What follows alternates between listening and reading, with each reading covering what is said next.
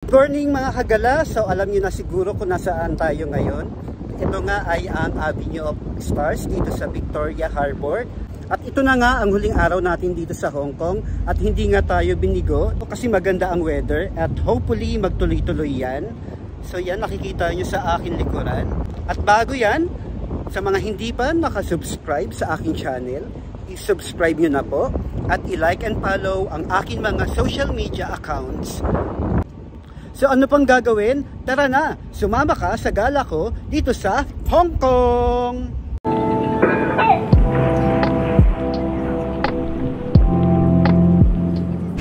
Hello mga kagala, good morning! So ngayon nandito tayo sa kahabaan ng Nathan Road at papunta tayo sa Avenue of Stars. So ang maganda dito kung saan ako naka-stay ngayon, 5 minutes walk lang siya from the hotel. Kaya sobrang nakaka-enjoy lang at nakakatuwa dahil ganun nga lang kalapit ang Avenue of Stars mula dito sa ang ingay ng bus mula dito sa hotel. So kung nakikita nyo ito, tatawid lang tayo dyan para makapunta sa Avenue of Stars. So tara mga kagala.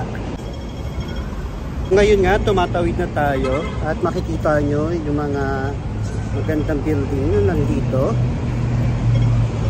So yan, pupunta tayo dyan. Yung naririnig nyo na tumutunog, yan yung sa stoplight. Tara na mga kagala, tawid na tayo. Yan, galing no, tumutunog. So ipapakita ko lang sa inyo na doon tayo galing sa may Chungking Mansion and then tumawid tayo. Yan, yung nasa harapan niya ay ang Victoria Harbor. So yan, dire-diretso lang tayo at dito naman makikita natin ang Hong Kong Museum of Arts. So tara, malapit lang to mga kagala. Actually galing nga tayo ng isang araw dito, yung nanood tayo ng Symphony of Lights. Mula doon sa Hong Kong Museum, dire-diretso lang. At yan na nga, makikita nyo, nandito na tayo sa Avenue of Stars. Yung nakikita nyo yung statue ay ang tinatawag na Hong Kong Statue of Film of Arts. So tara, daming tao ngayon mga kagala. Sorry, muti ko pa siyang mabunggo. Buti na lang nakaiwas si kuya. So yan ganda ng statue, diba mga kagala? Ganda ng weather. Sana hindi na umulan. Ang sarap nga naman maglakad dito sa kahabaan ng Victoria Harbor. At makikita natin yung makapigil hiningang view dito sa paligid ng Victoria Harbor. So diba, kilala to kasi yung mga beautiful skyline na yan. Nakikita nyo? Yan, diba? Magandang bagay dito mga kagala kasi libre nga siya nating mapupuntahan na may enjoy natin. Ang Victoria Harbor na Avenue of Stars ay tulad ng Hollywood Walk of Fame. So yun, may nakita akong very famous na pangalan dito sa Avenue of Stars. Sino ba naman ang hindi nakakakilala kay Mr. Jet Li, di ba? So yun, isa siyang actor dito sa Hong Kong na very popular. Siyempre alam nyo naman, no, kahit saang sulok yata ng mundo ay kilala si Jet. So meron pa tayong isang nakitang pangalan uli na lahat kayo ay matutuwa kasi sobrang kilala nyo din siya. Ito ay si Mr. Jackie Chan. So yan Mr. Jackie Chan. Siyempre isang actor and director siya na very popular din dito sa buong Hong Kong at sa buong mundo. Another famous name na naman yung ating natagpuan at ito ay si Mr. Bruce Lee. Diba? Yung mga nakikita ko, grabe.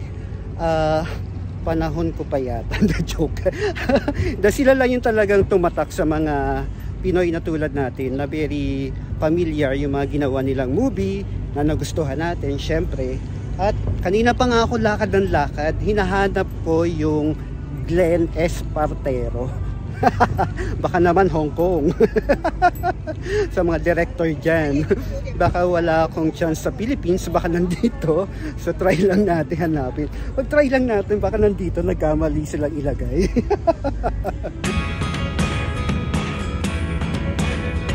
Hello mga kagala, so ngayon nandito tayo sa Legoland Discovery Center. So nakita ko lang to galing dun sa Avenue Star. Check natin sa loob kung ano ba yung mga pwede natin makita. Oh, cool. Ito pala yun, no? So babalik tayo sa pagiging bata, mga kagala. At sino naman siguro maa-amaze sa ganito. So ngayon nandito tayo sa ticketing office at ang admission fee ng bawat isa ay 250 Hong Kong dollars. Kapag naman weekends and public holiday, ang entrance fee ay 260 Hong Kong dollar. At ito naman ang attraction na pwedeng ma-enjoy ng mga anak niyo dito.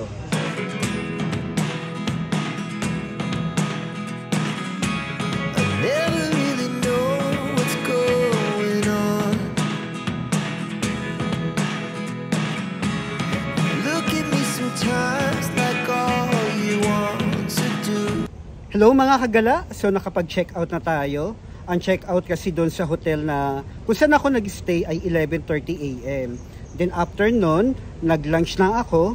So ngayon nga ay nandito tayo sa Kowloon Park. So nakikita nyo ngayon na nakaupo muna ako. Napagod ako maglakad. Actually malapit lang naman to mula doon sa hotel. Tsaka kung saan ako kumain. Wala pang 5 minutes ay mararating nyo na itong Kowloon Park. Papakita ko sa inyo kung ano yung itsura ng Kowloon Park dito. Ito ay 13.3 hectares. So pero ito lang muna yung makikita nyo kasi pagod na ako maglakad. So yan. Lilibutin ko rin yan mamaya. Ito mga kagala. Tignan nyo, pwede ka rin mag-refill ng water dito. Yan Kung may dala kang ganito, pwede ka mag-refill. So talagang nami-maintain nila na malinis. Tsaka nakikita ko may nagwawalis, ganyan. May nag-aalaga talaga ng park na to. Bukod sa libre na, relaxing pa dito. Yan. Tignan niyo si ate, Nakaroon ka ng peace of mind. So yan, ito may maze pa nga. Kita nyo. Actually, madaming mga nagja-jogging nakikita ko. Kahit ganitong oras na. Bagay din tong bonding sa mga family, kasama niyo yung mga anak niyo. So, madami rin kayong magagawa tulad nito. Kasama nila yung anak niya. Tapos itong park na to ay nasa gitna siya ng city. Napapaligiran siya ng madaming building. Ito mga hagala, ipapakita ko sa inyo. Hindi ko alam kung anong klaseng design yan, pero ang ganda ng pagkakagawa. Ang galing naman nakagawa nito, grabe. Oh, hi! Shout out! Shout out! Mga taga-Laguna dyan. Ayun, mga taga-Laguna, bye! So meron tayong nakitang Pinoy na nagpapahinga rin kasama yung kanyang jowa. Ang ganda, grabe! Tapos yung kulay pa nung halaman, di ba? Nagbigay siya ng compliment dun sa pinaka-design. Naririnig nyo rin na yung mga huni ng ibon. Pero bago dyan, may nakita akong fountain. Puntahan natin. Ay, hello. Naririnig nyo ba? Ang lakas ng fountain. At ang laki. So, nandito din siya sa kagitnaan ng park na mas nagpapabongga dun sa ganda ng park, di ba? Kaya lang baka mabasa tayo. Ang taas ng tubig, Grabe, di ba? Ang taas at ang lakas. Actually, umaanggi na dito. Ayun na, natatamaan na tayo. So, yun. Ikot tayo. Ayan. Ganun din. Habang naglalakad ako dito sa may park na to, nakakita ako ng isang magandang pavilion na nasa gitna rin itong park. Ang dami ko rin nakitang nagpapahinga at namamasyal dito sa park. By the way, may nabasa ako, hindi daw allowed na pakainin yung mga ibon dito. At magkano ang penalty? Naku po, ang laki. 3,000 Hong Kong dollars. So, wag yung gagawin yun mga kagala, sayang yung pera. Yun, ito na. Naglalakad tayo dito sa pavilion. Ganda rin ng mga Chinese pavilion architecture, no? Kung mapapansin nyo, talagang yung design, ibang-iba yung kanilang architecture. Nako, maambon na mga kagala. Buti na lang madaming masisilungan dito. Kahit na umaambon, madami tayong masisilungan. Yan, hanggang doon. Parang ano to, meditation area mga kagala. So yan no. Mula dun sa meditation area, so bubungad sa atin yung public swimming pool nitong Kowloon Park. So yan siya mga kagala. At natry ko na rin dyan dati mag-swimming. Okay, ito yung harapan ng sa swimming pool. Bigla akong tinigil yung camera kasi bawal daw mag-take ng picture. Nabasa ko, buti na lang nakita ko agad. So ang ganda nitong garden na to. Tapos, sigurado mag-i-enjoy din yung mga anak nyo. So, kasi meron din ditong Kowloon play area. So yan, sa may taas yung kulay dilaw na nakikita nyo. So lubos-lubosin na natin yung pagtutour dito sa park. Ito yung entrance niya dito mga kagala.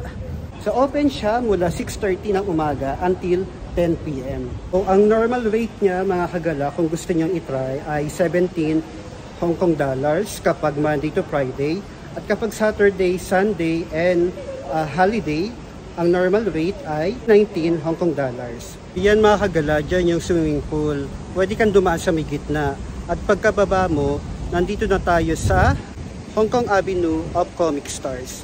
Makikita natin yung mga images na mga sikat siguro dito sa Hong Kong na mga comic star, no?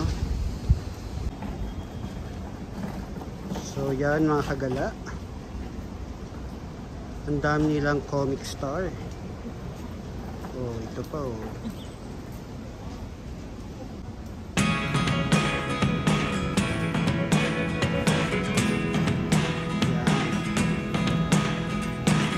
Ang galing din nila mga kagala. Imagine mo, may magpaganon sila. Look at me sometimes like all you want to do is run. So mga kagala, yan na yung A21 na bus. Doon lang yung Chungking Mansion. Nandun. Sasakay na tayo dito. Tapos dito yung A21 na bus na terminal. So sasakay na tayo. Buti na lang naabutan ko mga kagala. Tinakbo ko talaga.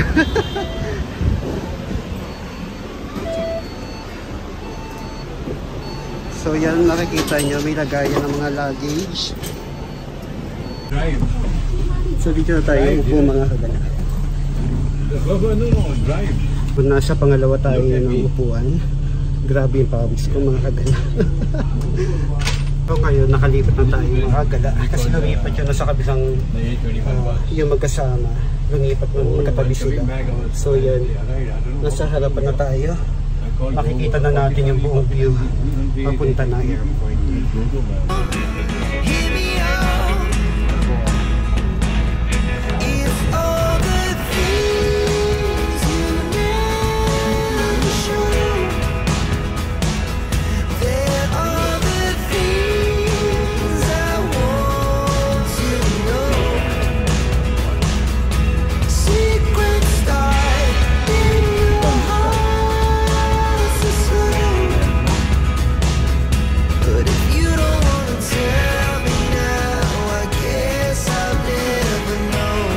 Sa mga kagala, nakababa na tayo ng bus at nandito na tayo ngayon sa Terminal 1. Ito yung itsura ng Terminal 1. Grabe, wow, ang laki mga kagala oh. Tignan nyo. Ganito yung airport ng Hong Kong Terminal 1. Ganyan siya kalawak.